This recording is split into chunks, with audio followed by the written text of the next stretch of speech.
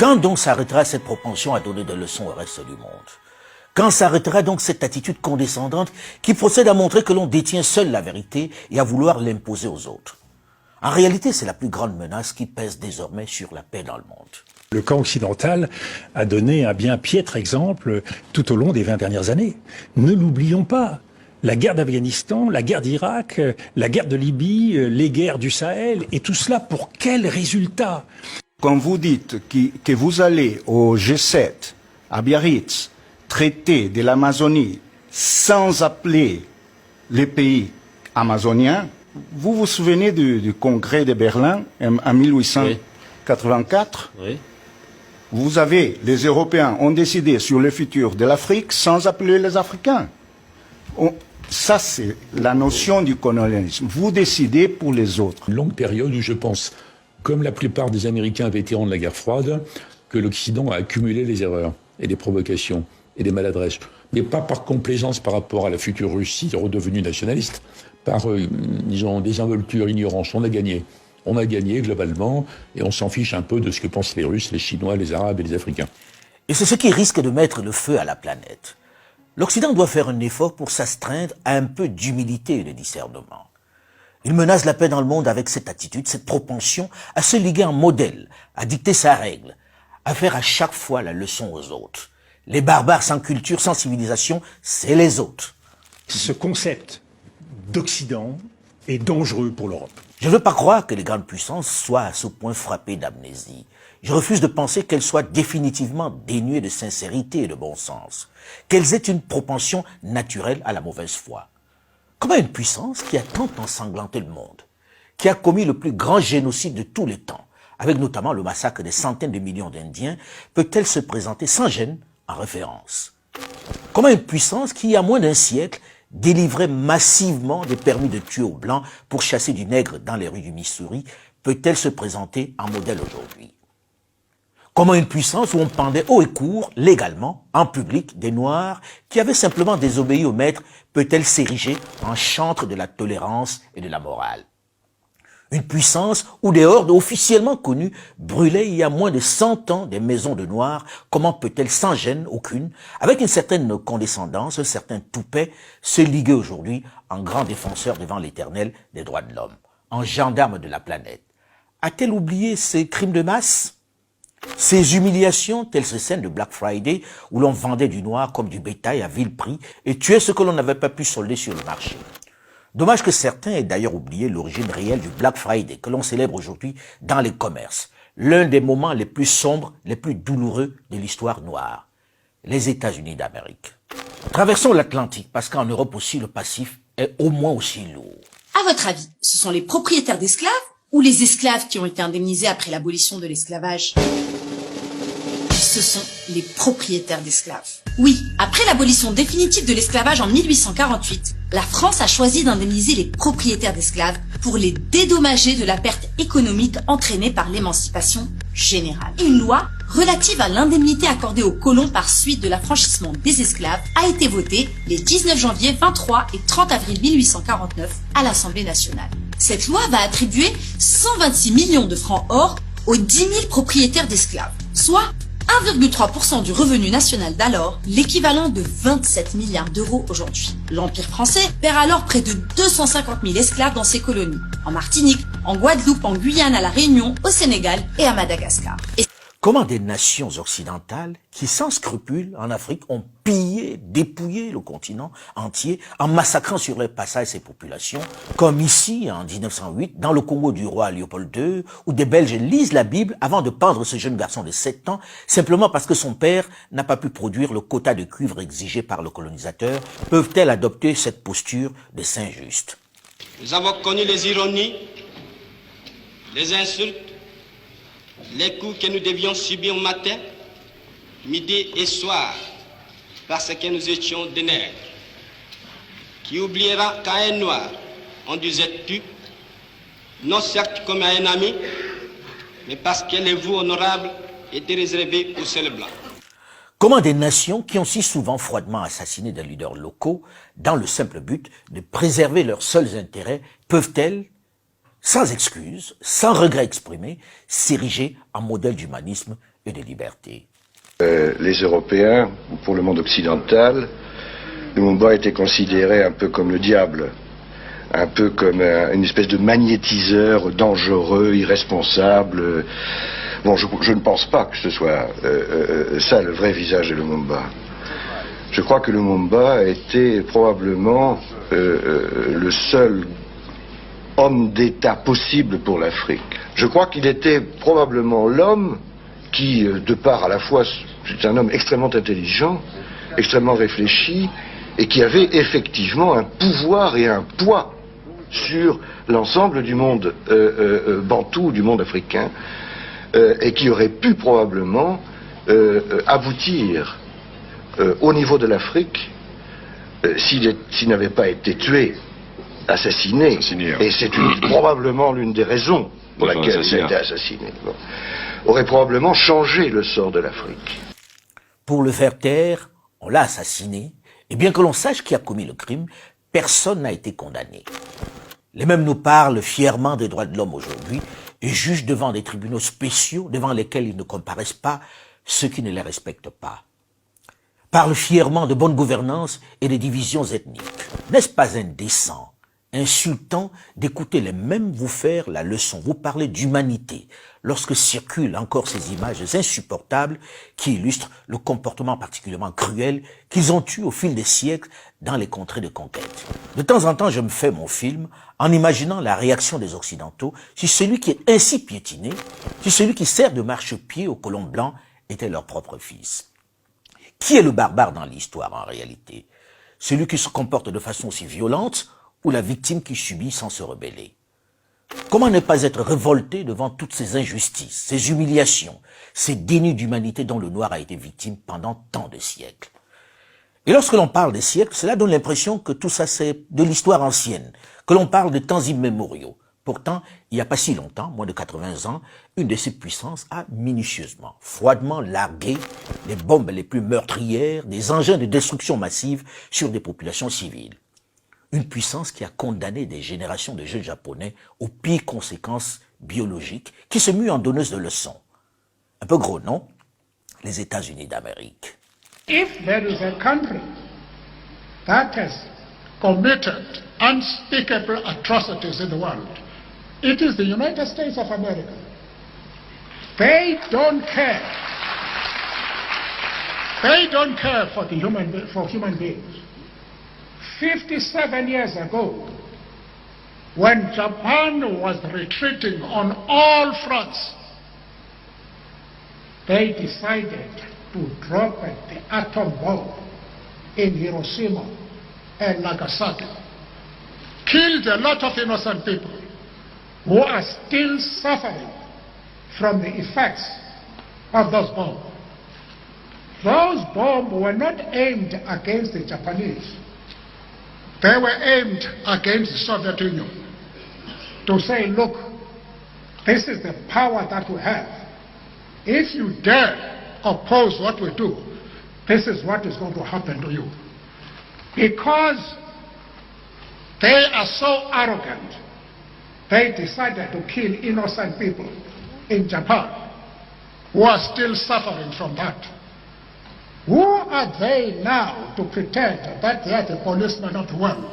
Une puissance qui, à moins de 65 ans, a ainsi coupé des têtes d'autochtones dans l'ouest du Cameroun et les exposé pour montrer sa puissance et imposer son pouvoir, peut-elle parler d'histoire ancienne? J'entends déjà ici et là des voix s'élever pour dire que c'est une histoire ancienne, que l'Africain doit arrêter la surenchère mémorielle, que les contemporains ne sauraient payer pour les crimes de leurs parents, qu'on n'est pas dans l'Ancien Testament. Possible. On a tendance à dire oublions le passé, ce qui est impossible, parce qu'il y a toujours ce devoir de mémoire que nous avons, qui est souvent qualifié par de l'hypersensibilité, c'est pas le cas. Pour oublier, il faut que le responsable, le coupable, ait au moins fait amende honorable, qu'il ait demandé pardon et pensé à corriger.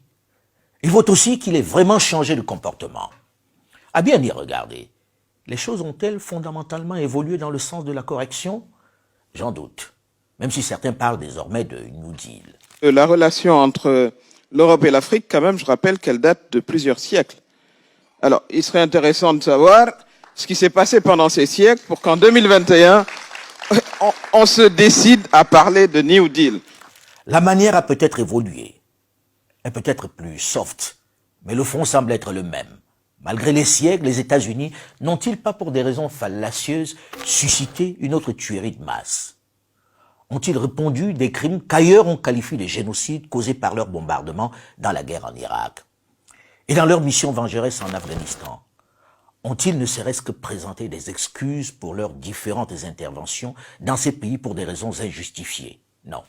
The decision of one man to launch a wholly unjustified and brutal invasion of Iraq. I mean, of Ukraine. Iraq, too. Anyway. 75. Lapsus révélateur qui ne fait pas sourire les Irakiens, c'est certain.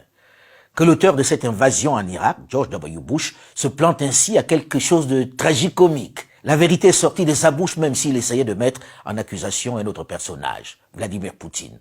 Sa langue a fourché. Aujourd'hui encore, ont-ils de la gêne à armer les Ukrainiens alors qu'ils savent très bien qu'ils sont la cause réelle de cette guerre qui fait tant de victimes, qui jette beaucoup de monde sur les routes de l'exil et menace la paix dans le monde? Non, ils s'emploient encore une fois à faire passer le camp d'en face pour le responsable de cette crise et semblent ignorer le fossé qui se creuse avec le reste du monde. Le monde entier est concerné et regarde. Et il a besoin de savoir, et c'est particulièrement important pour la France vis-à-vis de l'Afrique, il a besoin de savoir que les erreurs qui ont été commises dans le passé, eh bien, nous ne les commettrons plus. Pourtant, encore une fois, les États-Unis d'Amérique se drapent dans leur robe de moralisateurs et de gendarmes de la planète. Idem pour la vieille Europe qui la suit en se livrant à une campagne de propagande particulièrement ridicule. L'engrenage de la guerre, le mensonge qui est lié à la guerre, il n'est pas propre à une seule partie du monde. Aujourd'hui est peut-être venu le moment pour l'Occident de tendre l'oreille pour écouter ce que pense le reste du monde. L'Europe n'a jamais été autant isolée. Son argument n'a jamais été autant contesté. 140 pays ont condamné. Très bien. Une quarantaine de pays a refusé de condamner. Quarantaine de pays qui représentent démographiquement 60% de l'humanité. Il y a l'Inde dedans, il y a évidemment la Chine, mais aussi l'Inde. Donc quand même, par rapport à l'idée qu'on est les maîtres du monde, on est l'avant-garde morale du monde, c'est à nous de répondre nos valeurs, nos critères, nos normes, etc. Il faut que les Occidentaux réfléchissent là-dessus. Parce que ça ne concerne pas que la Russie.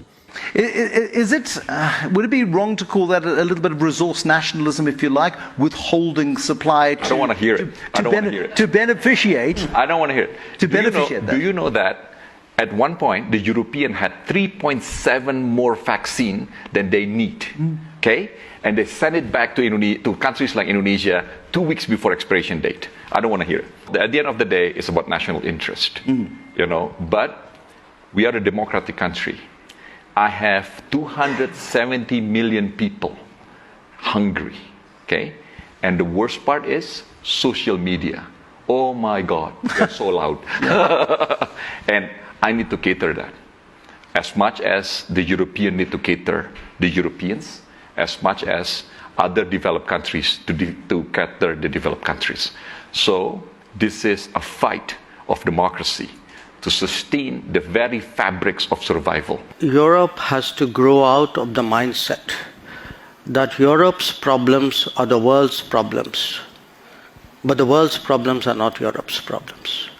That if it is you, it's yours. If it is me, it's ours. There will always be two axes. At this point, I think it's an understood, accepted fact that you have the West, US-led, you have China as the next potential axis. Where does India fit into this? I don't think it's necessary for me to join this axis or not, and if I'm not joining this, I must be with the other one. I don't accept that. I mean, I think I'm 1/5 of the world's population. I am today the 5th or 6th largest economy in the world. I mean, forget the history, civilization bit, everybody knows that. But I think I'm entitled to have my own side, I'm entitled to weigh my own interests, make my own choices, and my choices will not be cynical and transactional, but they will be a balance of my values and my interests. There is no country in the world which disregards its interests. If you want to talk about 1/5 of the world's population, you cannot also sit on the fence when it comes to foreign policy matters. Non-alignment isn't plausible if you want to take your position on the world stage. What is India's position? Sitting on the fence is not an option to be a world leader. Look, I don't think we're sitting on the fence. Just because I don't agree with you doesn't make me sitting on the fence. It means I'm sitting on my ground. You take any and all of the big challenges of the world, some part of the answer either comes out of India, can be contributed to India. And again, I hate to say, it's a bit like a broken record, but look, a lot of things are happening outside Europe. The world is changing, new players are coming, new capabilities are coming, but a new agenda must come. The world cannot be that Eurocentric as it used to be in the past. C'est peut-être le moment de se demander pourquoi les autres ne l'écoutent plus au lieu de se complaire dans l'idée selon laquelle les autres ne comprennent pas la réalité. Les autres seraient donc moins intelligents, peut-être un peu bêtes pour saisir le sens de l'évolution du monde. Une suffisance qui a fait qu'ils n'ont pas intégré le changement qui s'opérait depuis quelque temps en Afrique. Cela fait plus de 10 ans que je ne cesse de le dire et à chaque intervention militaire en Afrique, y compris lors de l'intervention Serval, je l'ai répété, il y a des modes opératoires qui sont dépassés en Afrique. Et vouloir intervenir avec nos armées au sol, 5000 hommes, etc., ce n'était pas la réponse adéquate. Je vais vous dire aujourd'hui, que ce soit au niveau des élites ou de la jeunesse, la question qui se pose, c'est qu'est-ce qu'on gagne dans une relation avec l'Europe qui date de plusieurs siècles, qui n'a pas produit du développement chez nous, qui nous a pas aidé forcément à transcender nos questions de développement central, de lutte contre la pauvreté, d'emploi pour les jeunes, d'émancipation des femmes. Nous avons une génération de chefs d'État, une jeunesse maintenant, qui connaissent ses responsabilités et qui estiment que nous ferons ce qui est bien pour nos pays, pour nos peuples. Nous ne voulons pas l'importation d'idéologie, ni de culture, ni de constitution, etc. C'est terminé ça. Il faut que la considération soit de part et d'autre dans les relations entre l'Europe et l'Afrique. Réaction forte qui vaut son pesant d'or lorsqu'il vient d'un dirigeant très souvent considéré à tort ou à raison comme le poste avancé de l'Occident en Afrique. Mais le sentiment qu'il y a sur le sol africain par les élites, les nouvelles élites, par les jeunes, c'est que finalement, est-ce que ça en vaut la peine, plusieurs siècles après, qu'on soit dans une relation qui n'a pas produit ce qu'elle avait, qui était au départ une relation violente d'ailleurs. Hein. Si l'Europe veut éviter la rupture avec l'Afrique, si la France en particulier veut en finir avec le French bashing, si Paris veut au moins conserver sa place de partenaire sur le continent, elle qui est de plus en plus perçue par la jeunesse comme un adversaire alors qu'elle était jusque-là dans son précaré, elle doit tendre l'oreille, elle doit être à l'écoute, éviter de continuer de donner des leçons. Parce qu'en termes de bavure, de maltraitance, de mépris, de condescendance et d'incohérence, elle en a tellement multiplié. Le passif est particulièrement lourd. Il n'y a pas de quoi être fier. Et son discours semble très souvent manquer de cohérence. Comme lorsqu'elle a un putschiste à N'Djamena au Tchad, lui déroule le tapis rouge et recuse presque dans le même temps d'autres militaires. D'autres jeunes à quelques encablures de là, au Mali et en Guinée. Comment ne pas y voir un calcul stratégique ou économique? Pourquoi ces 2 poids 2 mesures qui installent la suspicion? On nous dit qu'on est venu libérer le Mali. Pourquoi arriver au nord du Mali, la France a interdit à l'armée malienne d'occuper tout le territoire. Pourtant, le président français avait dit l'objectif de l'opération Serval, 3 objectifs: détruire le terrorisme, restaurer l'autorité de l'État malien sur l'ensemble du territoire, appliquer les résolutions des Nations Unies. C'est ce qui a été dit à la face du monde. Mais l'opinion publique française, les Français, certains dont les enfants meurent, ne savent pas que c'est leur gouvernement qui a coupé le Mali en 2, créé un sanctuaire où les terroristes ont été s'allier et s'organiser pendant 2 ans pour revenir envahir notre pays. Ils ne disent pas ça à leur opinion publique. Ils jouent sur les sentiments. Les jeunes subsahariens, contrairement à leurs aînés de ma génération, n'ont pas oublié. Ils sont plus exigeants sur la manière, plus demandeurs de respect. Après le feu allumé par Paris en Libye, feu qui embrasse tout le Sahel et au-delà, depuis maintenant plus d'1 décennie, la question du Mali est venue exacerber les antagonismes, le rejet de l'ancienne puissance colonisatrice. À chaque fois que Paris rappelle le nombre de soldats tombés sur le champ de bataille au Mali, 52, Ils sont des milliers à rappeler à la France les dizaines de milliers de tirailleurs sénégalais tombés entre 1939 et 1945 pour libérer la France du joug nazi. Ils sont officiellement 24 000 à être morts pendant la Première Guerre mondiale en Europe, un chiffre considéré comme largement en dessous de la réalité. Bien que chaque mort soit particulièrement important, bien que chaque mort soit un mort de trop, il est difficile de comparer les 52 militaires tombés sur le théâtre malien aux dizaines de milliers de tirailleurs africains qui se sont sacrifiés pour libérer la France. Et ceux qui sont tombés en France dans les différentes régions n'étaient pas des volontaires, contrairement aux militaires de Barkhane et autres Serval qui étaient en service. Ils faisaient leur boulot. Ce qui ne rend pas, c'est vrai, leur sacrifice moins tragique, non. Autre chose. La majorité des tirailleurs sénégalais, selon l'appellation générique, tombés en métropole, n'ont souvent pas été identifiés et n'ont par conséquent pas bénéficié des obsèques et d'une sépulture digne avec les honneurs. Je ne suis pas adepte des comparaisons, des souffrances et tragédies, mais l'on doit s'abstenir de rappeler de façon aussi incessante les sacrifices consentis par la France pour le Mali depuis une dizaine d'années. C'est au mieux un retour de politesse ou d'ascenseur, même si l'on est largement conscient que cette situation est le fait des errements ou de la folie d'un homme. Le président Nicolas Sarkozy, qui a décidé de renverser pour des raisons personnelles le guide libyen Muammar Kadhafi. Ils sont malheureusement, et en toute bonne foi, des centaines, je dirais même une écrasante majorité dans les médias hexagonaux, à rappeler le bon cœur, l'humanisme de la France, et autant à dénoncer l'ingratitude du Mali qui ne manifeste pas sa reconnaissance pour l'intervention militaire qui les a sauvés, eux et leur pays, de la horde de barbares djihadistes qui déferlaient sur eux. Un argument qui a du mal à passer auprès des jeunes qui ont vite fait de rappeler à leur bon souvenir une autre ingratitude bien plus importante, celle de la France vis-à-vis des soldats qui se sont battus sur son sol.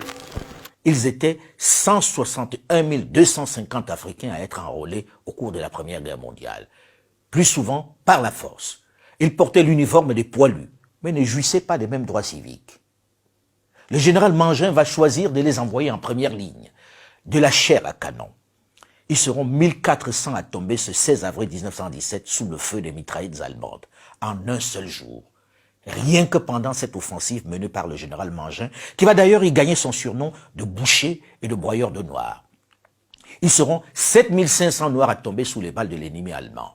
La France qui, après la victoire contre le régime nazi, n'a même pas eu la reconnaissance pour ceux venus se battre pour elle, blanchissant carrément ses troupes au moment d'entrer dans Paris, dissimulant ces nègres qui avaient contribué à la libération.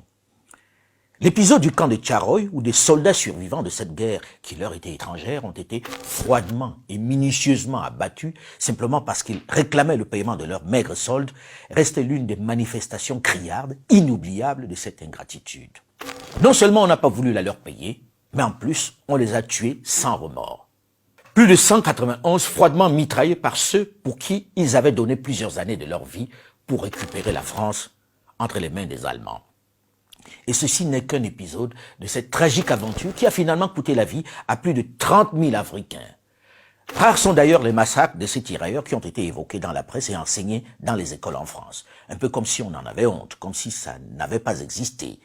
Une de ces tragédies dont doivent se souvenir certains confrères un peu trop amnésiques est celle de Chasselet. Voici une série de photos capturées en quelques secondes le 25 juin 1940. Nous sommes à Chasselet, à quelques kilomètres de la ville de Lyon. Ces hommes ont été capturés avec leurs frères d'armes blancs, mais on les a aussitôt séparés d'eux. Les soldats allemands les ont conduits dans un champ à l'abri d'un regard. Sur ce premier cliché, on voit une quarantaine de tirailleurs africains escortés par des soldats allemands. Dans leur regard, on voit la peur face à ces soldats enivrés par la haine et le racisme. Ces soldats allemands qui se parlent, qui s'organisent. Leurs yeux semblent chercher des réponses. Ils sentent venir le pire. Voici le cliché suivant. Les chars ont mitraillé. Et ce que l'on voit, ce sont les corps inertes. Ils ont tous été tués, froidement. C'est l'épilogue d'un massacre photographié en direct. C'est exactement ce qu'on appelle un crime de guerre, puisque les Allemands ont bien programmé et organisé cette exécution. C'est le massacre de Chasselet, près de Lyon, en France. Après la capitulation, ces crimes ont été réduits à des péripéties de guerre et n'ont jamais été jugés. Or, on a la preuve concrète, indiscutable, avec les marques des unités et les numéros de chars suivants, qu'il s'agit de l'armée allemande. Pas des SS, non, des Allemands, de l'armée.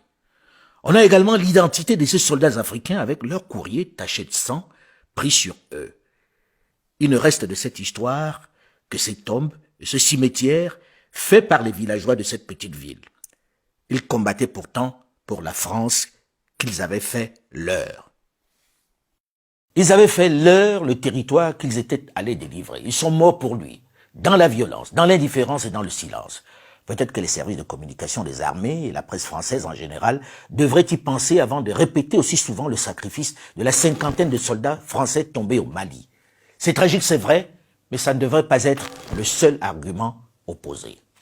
Les Français n'ont pas quitté le Mali. Les Français sont encore présents au Mali. Oui. Il y a encore, à l'heure où nous parlons, 2500 militaires français qui assument tant bien que mal la sécurité des populations que nous étions venus soutenir dès janvier 2013. Nous avions 6 bases, nous n'en avons plus que 2. Mais il en reste 2 qui sont encore potentiellement l'objet d'un litige depuis que le Premier ministre Choguel Kokala Maïga et le président Goïta ont décidé de rompre l'accord de défense qui nous lie. Avec la France.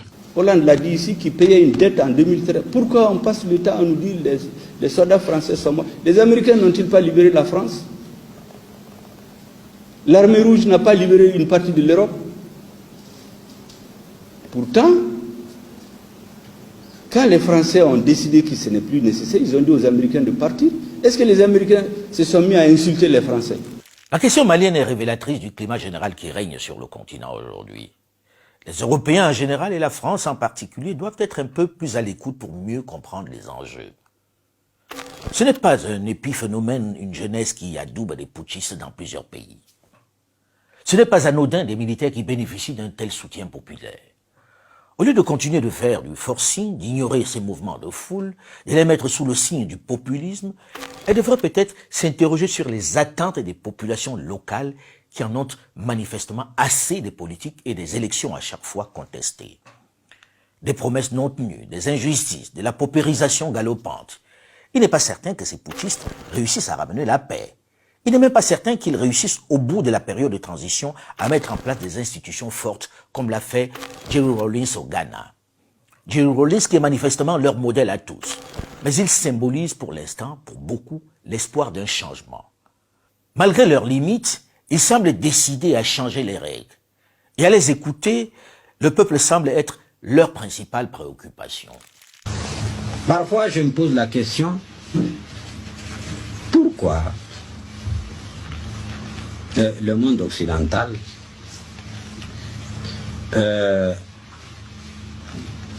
de façon parfois choquante, veut imposer à tout le monde son système? Nous sommes en droit de nous poser cette question.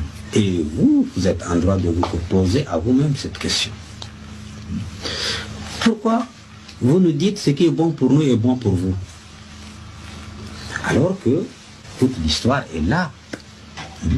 L'Occident n'a jamais été un modèle de liberté et de démocratie, soyons sérieux. Vous nous avez toujours écrasés dans l'histoire. Et puis la traite des nègres, qui a fait entre 200 et 500 millions de déportés, de morts. La colonisation, qui a été une tragédie terrible pour l'Afrique. Aujourd'hui, le néocolonialisme, vous nous dominez, sous tous les rapports.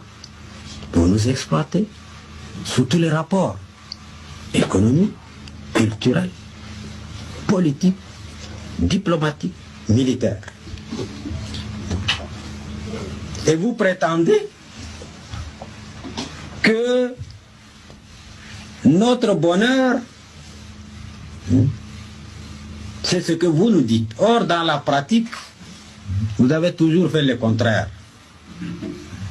Et vous, franchement, dans ce domaine, nous n'avons pas à recevoir des leçons de ceux qui prétendent être démocrates, mais qui ne le sont pas, de notre point de vue. En tout cas, par rapport à nous. Ils n'ont jamais été démocrates et ils ne le sont pas. Alors laissez-nous trouver en toute liberté, parce que soyez convaincus que nous aussi nous aimons la liberté. Nos peuples aiment la liberté, la démocratie. C'est dans la nature de l'être humain. Mais acceptez que nous avons notre histoire, nous avons notre culture, nous avons nos problèmes. Plutôt, aidez-nous, puisque vous avez fait votre bonheur, votre fortune sur notre dos, durant des générations. Même si les voix s'élèvent pour dénoncer le règne dictatorial de Hissène Habré, l'idée de l'inadéquation du système actuel aux réalités africaines ne date pas d'aujourd'hui. Et c'est peut-être le moment d'écouter les Africains sur la perception de ce système dit démocratique érigé en religion. Que l'on l'aime ou qu'on le déteste, il n'avait pas tort sur tout. Il va falloir qu'on transforme cette manière de nous regarder, qui doit être basée sur de l'équité, et c'est pas le sentiment qu'on a plusieurs siècles après dans notre relation. Quand on parle de nos problèmes, certes il y a des oreilles attentives, mais dans la plupart des cas, les gens ils sont pas attentifs. Parfois ils sont polis, ils nous écoutent, mais après bon, ils passent à autre chose. On passe à l'Ukraine, on passe à d'autres sujets. I need to be blunt and honest that the world is not treating the human race same way. Some are more equal than others. And when I say this, it pains me because I see it. But I hope the world comes back to its senses and treats all human life equally. L'Afrique, c'est 30% des minéraux mondiaux. L'Afrique, c'est 21% de la production d'or, 46% de la production de diamants, 75% de la production de platinium, j'en passe, et des meilleurs. 60% des terres arables. Donc l'avenir de la nutrition et de l'alimentation mondiale va se passer en Afrique. Mais ça ne peut plus être comme ça se faisait avant, ce n'est plus possible. Si l'Europe veut être dans cette relation-là, il va falloir que cela change, il va falloir qu'on comprenne que le monde est différent. Il n'y a plus cette position hégémonique qui existait, c'est un monde plus ouvert et l'Afrique compte tirer profit de toutes ces opportunités qui se présentent à elle. Nos économies sont à la fois sous-financées et mal financées. L'Afrique, il faut le dire, il faut y aller directement. Nous avons un besoin de financement énorme. Je crois que c'est Mo Ibrahim qui le disait tout à l'heure. Bon, l'Europe n'est pas si cash que ça. Je suis désolé, mais ça se pose en ces termes-là. Parce qu'on parle de la richesse de l'Afrique, c'est clair, il faut le dire. Mais cette richesse, il va falloir qu'on développe une nouvelle manière de faire des affaires. Il ne s'agit plus d'investir dans des industries extractives, on va transformer ailleurs. Ça, c'est le premier New Deal à avoir, c'est qu'on fait du business ensemble en Afrique, on transforme en Afrique, on crée des chaînes de valeur en Afrique, on emploie des Africains et on se partage de manière équitable, je dis bien équitable, le profit. Plus que par le passé, les jeunes Africains et certains dirigeants ont désormais compris qu'il faut mettre en avant, sans complexe, la question économique. La stratégie pour le développement. C'est la boussole. Je suis venu vous voir pour demander de prendre conscience que nos pays, même s'ils sont éloignés du théâtre, sont des victimes de cette crise au plan économique. Les arguments qui consistent à dénigrer les autres partenaires, à les diaboliser comme la Chine, présentée comme prédatrice, la Russie comme envahisseur, brutale et calculatrice, ou encore la Turquie comme l'ogre semble ne plus prendre. Et ils sont de moins en moins sensibles, ils ne supportent plus cette infantilisation. L'Africain ne serait pas assez mature pour veiller sur ses intérêts? Aurait-il toujours besoin de l'aide de l'ancien colonisateur pour s'en sortir? Ça suffit ce mépris, ce paternalisme. On ne peut pas prêcher le multilatéralisme et dans le même temps essayer de façon littéraire, idéologique, de conserver le monopole avec des arguments aussi légers. Nous comprenons, mais n'apprécions pas les tentatives de la France et d'autres pays de l'Union européenne de prétendre à un rôle dominant en Afrique et dans d'autres régions. Nos collègues français essaient de dicter sa conduite au Mali, avec qui le Mali peut communiquer et avec qui il n'est pas autorisé à communiquer. C'est inadmissible.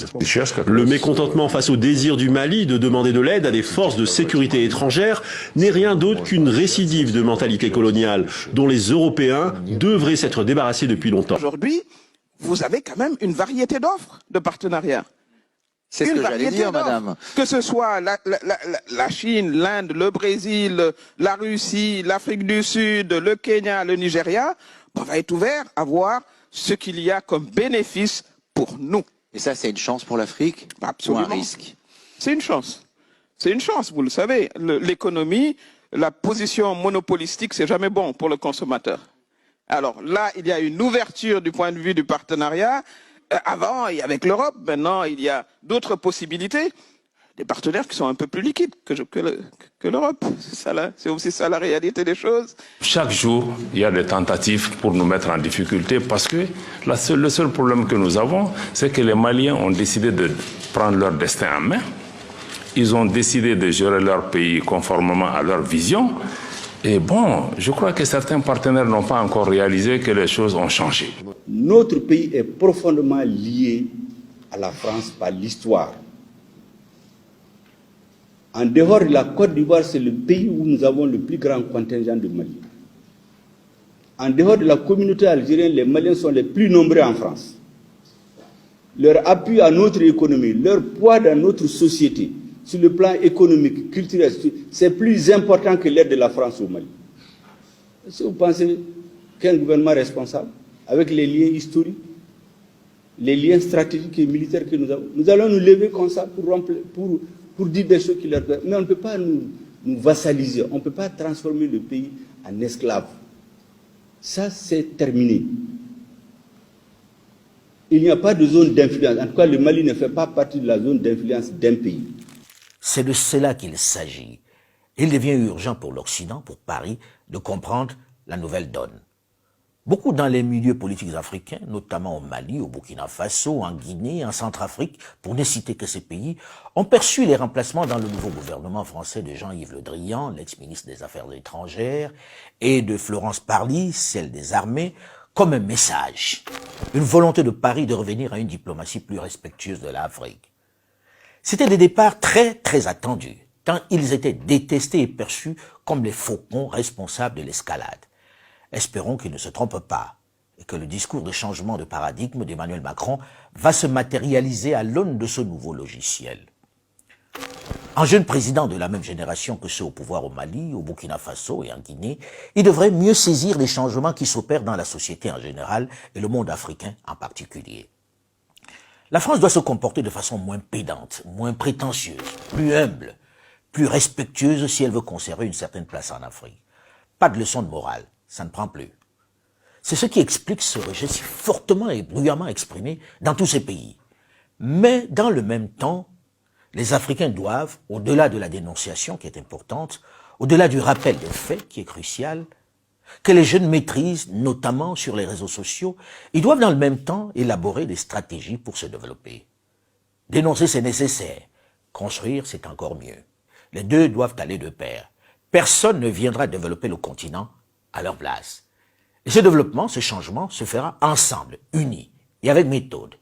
Il n'y a pas d'amis, il n'y a que des partenaires. Et ensemble, unis, l'Afrique est certainement la troisième puissance économique mondiale. Divisée, elle ne représente qu'une poussière de nations, pour reprendre l'expression de l'abbé Barthélemy Buganda, le père de l'indépendance de la Centrafrique. Nous ne devons plus, ni au plan interne, ni dans nos rapports avec nos partenaires, continuer à faire du business as usual. Le vrai enjeu pour nous, ce n'est plus de dire comment augmenter l'aide publique au développement. Vous voyez que ce débat quasiment a disparu en Afrique. On ne parle plus d'aide parce qu'on n'y croit plus.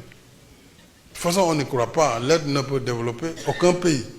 Il faut absolument que nous parlions de comment mettre en synergie nos actions pour que le financement de l'économie africaine soit un financement juste qui profite et à l'Afrique et à ses partenaires y compris par des partenariats, comme je l'ai toujours dit, mutuellement bénéfiques. C'est à nous de régler nos propres problèmes. Nous sommes 54 pays. Commençons déjà par businesser ensemble. Le business intra-africain, c'est seulement 12%. Il est de 60 à 70% ailleurs. Donc, la question nous est posée à nous. Elle n'est pas posée aux autres. Parce que je suis fondamentalement convaincu que nous serons les auteurs de notre propre développement. La balle est dans notre camp. Moins de bavardage, plus de business, plus d'action selon nos modèles, nos codes et nos réalités.